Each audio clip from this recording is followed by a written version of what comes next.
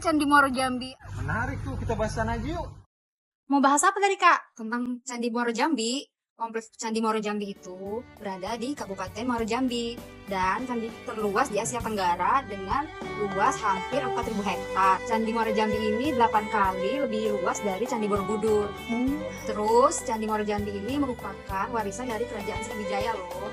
Dan tahun 2009, Candi Muaro Jambi ini dicalonkan menjadi situs warisan dunia UNESCO.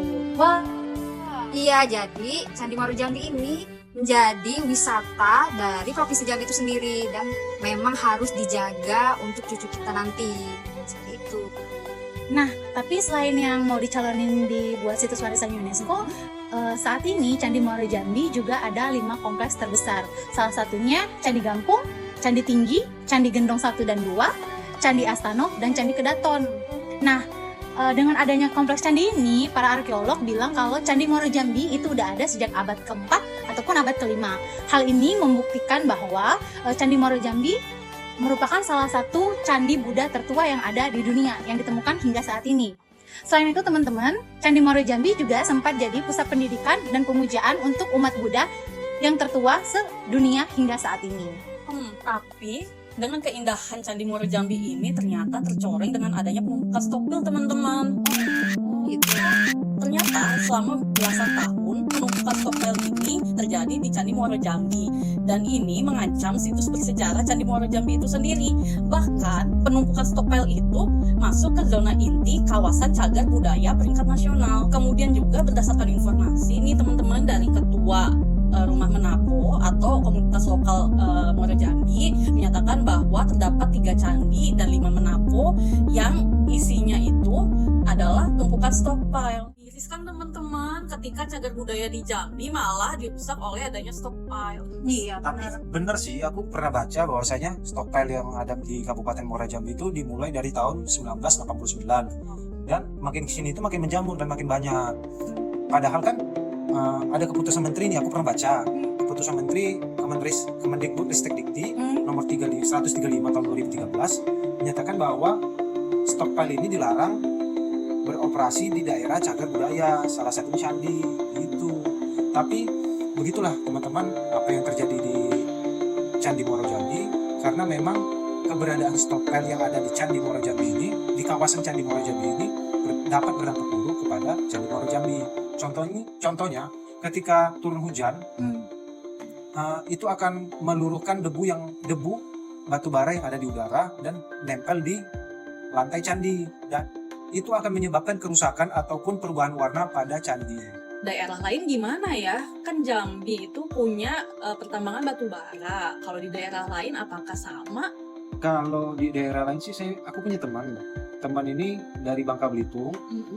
Di Bangka Belitung kan memiliki keindahan yang alam yang baik, tapi juga aku dengar situ banyak tambang timah. Nah, kayaknya kita tanya dia aja ya. Boleh. Oke. Ya Mbak Devi, di sini kami dari Jambi nih barusan sharing soal kawasan Candi Muaro Jambi dan juga kawasan tambang yang ada di dalam kawasan Candi Muaro Jambi. Nah, aku kan pernah baca tuh dan pernah dengar juga bahwasanya Mbak dari Bangka Belitung punya kawasan wisata yang bagus dan juga tambang yang bagus. Boleh dibantu nggak Mbak? Jelaskan sedikit. Oke, Mas, baik. Jadi kebetulan saya tempat tinggalnya di Pulau Belitung, salah satu kabupaten yang ada di Provinsi Bangka Belitung. Nah, kalau untuk daerah-daerah wisata, daerah pantai di sini, kalau mungkin mas-masnya juga udah tahu ya, Pantai Laskar Pelangi, Pantai Tanjung Tinggi, terus di sini juga pantainya itu yang khas itu batunya tuh besar-besar, batu granitnya besar-besar, sama pasir pantainya juga putih bersih. Nah, kayak gitu kalau dari segi pantainya. Terus ada juga dari segi bukit, ada banyak bukit, banyak desa wisata juga, ada hutan mangrove, dan ada juga yang menjadi salah satu objek wisata juga sampai sekarang, ada kedai kopi Kongji yang sampai sekarang yang sudah ada sejak tahun sekitar 1920-1930an kayak gitu Mas. Nah, itu juga jadi salah satu destinasi wajib bagi para pengunjung yang datang ke Belitung, Provinsi Bangka Belitung. Kayak gitu sih. Kalau di Kabupaten Belitungnya sampai saat ini masih bisa dikatakan aman ya Mbak dari tambang di lautnya. Nah, tapi khususnya di provinsinya, di daerah provinsinya itu pantai-pantainya sudah banyak ditambang. Salah satunya ada Pantai Matras, itu sudah lama sekali ada tambang ilegal di sana dan juga menimbulkan banyak konflik Mbak dari masyarakatnya juga, dari penambang ilegalnya juga, dari aparat setempatnya juga. Nah, sampai sekarang juga belum bisa diselesaikan secara maksimal.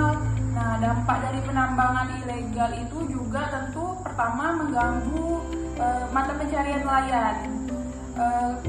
Hasil tangkapan ikannya juga pasti menurun, terus juga ekosistem lautnya juga terganggu dan destinasi wisata pantainya juga jadi kurang indah lagi karena pantainya sudah tercemar. Nah, dan sampai sekarang juga masih menjadi problem Mbak, dan mudah-mudahan kedepannya oleh karena itu butuh kolaborasi yang sangat penting dari pemerintah, dari masyarakat, harus siap melapor kalau melihat adanya penambangan ilegal, terus juga dari penambangnya juga harus lebih mematuhi aturan yang berlaku di Provinsi Bangka Belitung. Seperti itu sih Mbak, kalau dari yang saya tahu ya, gambaran yang saya tahu seperti itu.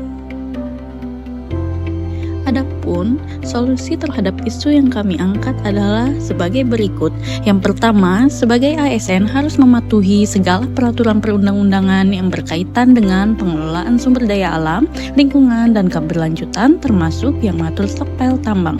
Yang kedua, sebagai ASN memiliki kewajiban melaporkan potensi masalah atau pelanggaran hukum yang terkait dengan stockpile tambang kepada pihak yang berwenang dan mengusulkan solusi yang konstruktif. Ketiga, sebagai ASN dapat melaksanakan tugas dan tanggung jawab sesuai dengan nilai bela negara yang mencakup disiplin, ulet, dan pantang menyerah dalam menjaga kelestarian lingkungan dan sumber daya nasional. Yang keempat, sebagai ASN wajib menjadi teladan dalam menjaga lingkungan, menerapkan prinsip hidup berkelanjutan, dan menolak praktik-praktik korupsi dan manipulasi dalam pengelolaan tambang. Tanah air terwujud dalam menjaga destinasi wisata agar lestari dengan mengikuti prinsip pariwisata berkelanjutan dan regeneratif. Hal ini bukan hanya sekedar menjaga keindahan alam dan budaya, tetapi juga memastikan keberlangsungan destinasi untuk generasi mendatang dengan menggaungkan kampanye untuk menjaga keindahan destinasi wisata agar tidak rusak merupakan salah satu bentuk cinta tanah air terhadap bangsa. Kita lestarikan destinasi wisata dan peninggalan budaya Indonesia sebagai Wujud bangga berbangsa dan bernegara Indonesia.